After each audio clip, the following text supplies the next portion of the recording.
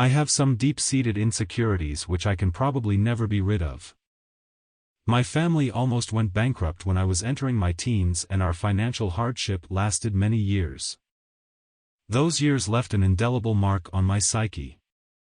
I hinted about the financial hardship my family went through in a few blogs before, and one blog which I can remember was titled, "The Secret to Avoiding Financial Ruin."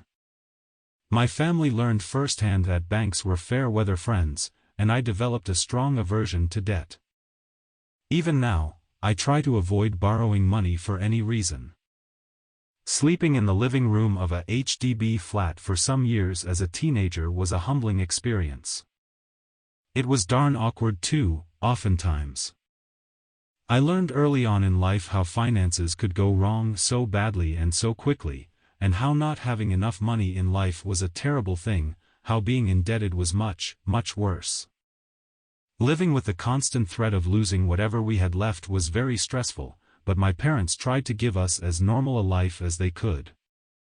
Those years of financial hardship left me with mental scars, and I believe that anyone who had similar experience would always have shadows haunting them. Do I have enough money? Maybe, it is not enough. Maybe, I should save more money. What about my parents? Do I have enough to take care of them? What about my younger siblings?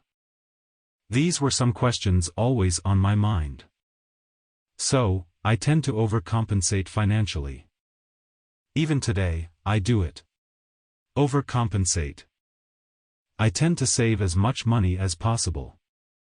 I put away much more in my emergency fund than what some people think is necessary. I kept doing this although, financially, we became more comfortable as I graduated from university and started working.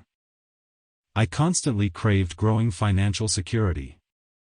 The CPF special account was a natural candidate, and I blogged about how I transferred funds from my OA to my SA in the first few years of my working life, and that was almost 30 years ago.